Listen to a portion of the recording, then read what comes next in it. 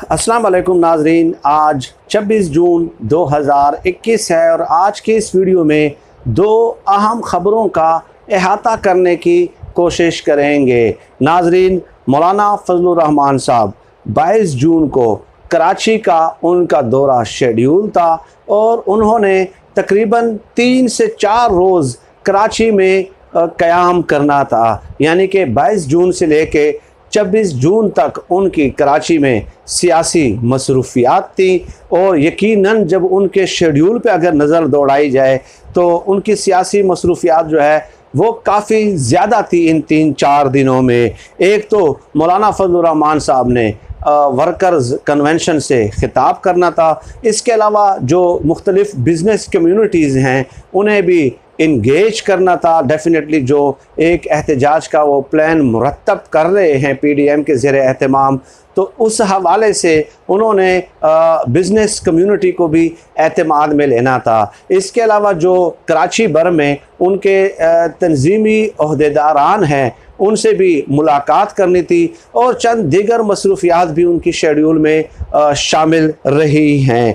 नाजरीन, मौलाना फजलुर रहमान साहब का आपको इल्म है कि PDM के सरबराह हैं और इन्होंने ऐलान भी किया है बाकायदा कि कराची में उनका एक जलसा होना है। तो PDM के ज़ेरे एहतमाम जो एक जलसे का एहतमाम होना है आगे मुस्तक़बिल करीब में 29 जुलाई को शायद, तो उस हवाले से भी कई मामलात उन्होंने देखने थे। तो ये सब प्लान जो है वो उनका फ़िलहाल एक ख़बर की वजह से जो है वो तातुल का शिकार हो गया है और मौलाना फजलुर रहमान साहब गुज़श्ता 2-3 दिनों से कराची के निजी हस्पताल में ज़ेरे इलाज हैं। नाजरीन, मौलाना फजलुर रहमान साहब की सेहत के हवाले से, बीमारी के हवाले से सोशल मीडिया पे मैं मुलाहिज़ा कर रहा हूँ कि कई किस्म की ख़बरें गर्दिश कर रही हैं और हर शख्स अपने इंडिविजुअल परसेप्शन के मुताबिक उस पर अपने ख़यालात का इजहार भी कर रहा है। अब नाजरीन, मौलाना फजलुर रहमान साहब के हवाले से एक ख़बर तो ये फैलाई गई, बल्कि डेफिनेटली जब कोई मुसद्दक़ा ज़राए से कोई ख़बर सामने नहीं आएगी तो जो अनकन्फर्म्ड न्यूज़ होंगी वही जो है गर्दिश करती हुई नज़र आएंगी। एक तो ये कि मौलाना फजलुर रहमान साहब को कोरोना हो चुका है, तो इस हवाले से उनके टेस्ट कंडक्ट किए गए तो कोरोना उनका पॉजिटिव नहीं आया, गोया मौलाना फजलुर रहमान साहब को कोरोना नहीं हुआ।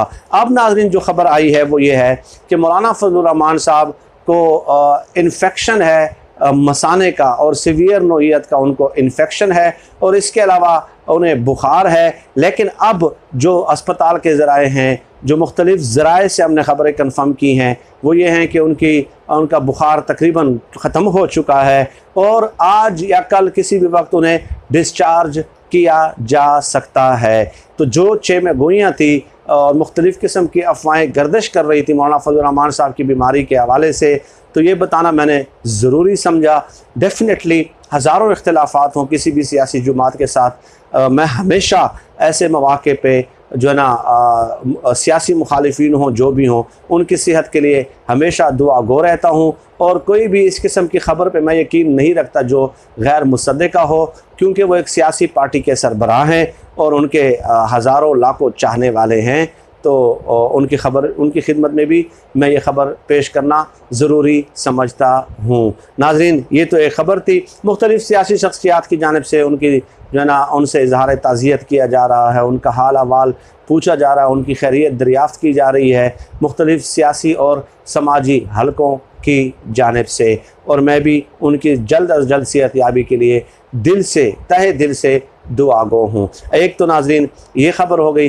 दूसरा ये कि आपने देखा कि हमज़ा शहबाज साहब का एक बयान सामने आया कि 25 अरब रुपए मेरे अकाउंट में किसने ट्रांसफ़र किए ये मुझे मालूम नहीं है। यानी आप देख लीजिए कि एक तरफ फैटफ के हवाले से जब हुकूमत इक़दामात उठा रही है, ठीक है, और 27 में से 26 नुकात पे हुकूमत ने अमल भी कर दिया है और 2 सालों में काफ़ी मेहनत से काम लिया है। ये इसलिए नहीं कि तहरीक इंसाफ या इमरान खान साहब की हुकूमत है, बल्कि ख़ुद फैटफ ने भी तस्लीम किया है कि उनके सदर ने कि पाकिस्तान ने 26 नुकात पे अमल कर दिया है। तो इससे आप अंदाज़ा लगा सकते हैं कि किस तरह सियासी नौइयत के फ़ैसले फैटफ के सतह पे हो रहे हैं। यानी कि 97-98% अगर आपने उनकी शराइत पूरी कर दी हैं, उसके बावजूद भी अगर आपको फेटफ की ग्रे लिस्ट से नहीं हटाया जाता तो इसको समझना कतई तौर पे कोई मुश्किल काम नहीं है। अब नाज़रीन, जब हमारे सियासतदान इस किस्म के बयानात देते हैं कि 25 अरब कहाँ से ट्रांसफ़र हुए मुझे मालूम नहीं है,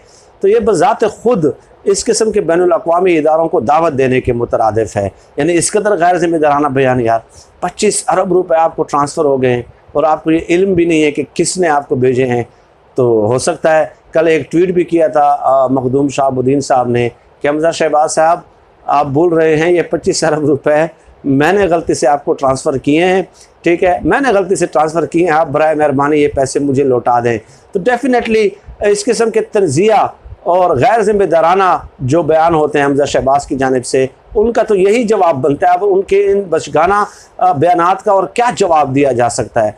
किस कदर अलमिया है ये और किस कदर मजाक उड़ाया जा रहा है पाकिस्तान के कानून का। मैं समझता हूँ कि इस किस्म के बयानात देना ये बज़ात ख़ुद इस निज़ाम के मुँह पे एक जनाटेदार तप्पड़ है कि भाई आप जो करते हैं करते रहे, हमने 25 अरब रुपए हमें मिले भी, ठीक है, और मैं आपको ये बताना भी गवारा नहीं करता कि मुझे भेजे हैं तो भेजे किसने, वरना डेफिनेटली उनके इल्म में होगा कि किसने भेजे होंगे। लेकिन वो जानते हैं कि इस निज़ाम में और माज़रत के साथ इन अदालतों में इस कदर और इन इदारों में इस कदर सख्त नहीं है कि वो मुझसे हिसाब ले सके। चुनांचे आप देख लें एक एक करके कौन सा रहनुमा है, कौन सा, वो कोई एक बता दें, सिर्फ एक चैलेंज के साथ, जो आज अपोजिशन का जेल में हो, यानी कि नून लीग का कोई एक रहनुमा बता दें। सिर्फ जो है ना, बाकी खुर्शीद शाह साहब है मेरे ख्याल में पीपल्स पार्टी के, बाकी तो सब एक एक करके बाहर आ रहे हैं। और जब इनका पलंदा देख लें, 25 अरब फलां अरब, इतनी बड़ी चार्जशीट पेश करते हैं और कोदा पहाड़ निकला चूहा, वो इदारे उनको ज़मानत दे देते हैं। फिर बाहर आके ये लोग जो है ना उस तरह उसी निज़ाम का, उन इदारों का और उन फैसलों का जो है मजाक उड़ाते हैं कि मैंने 25 अरब रुपए हड़प भी किए हैं और जाओ मैं नहीं बताता, जो करना है करके दिखा दो। और उसके बाद आप देख लें बाहर आके असम्बलियों में तकारीर भी होती हैं, बाहर आके मुख्तलिफ सियासी समाजी शख्सियात से मुलाकातें भी होती हैं, दंदनाते हुए फिरते हैं। और कसूर है तो उन साइकिल चोरों का, मुर्गे चोरों का, बकरी चोरों का, पर्स चोरों का, उनका कसूर है कि वो जेलों में गल रहे हैं और सड़ रहे हैं। ये है हमारे निज़ाम की हकीकत, ये है हमारे इंसाफ की और अदल की हकीकत। अगर अब भी कोई होश के नाखून नहीं लेता और उस पर बज़िद है कि ये निज़ाम जो है ये हमारे मसाइल का मदावा कर सकता है, तो मैं उसका ज़ाहिर है डेफिनेटली मेरे पास उसका एटलीस्ट कोई जवाब नहीं है और ना ही मेरे पास कोई उसका इलाज मौजूद है। नाजरीन, आज की इस वीडियो में इतना ही। इस किस्म के मौज़ूआत पे वक्तन फ़वक्तन आपसे नशिस्त का एहतमाम होता रहेगा। फिल वक्त इतना ही। अल्लाह हाफ़िज़।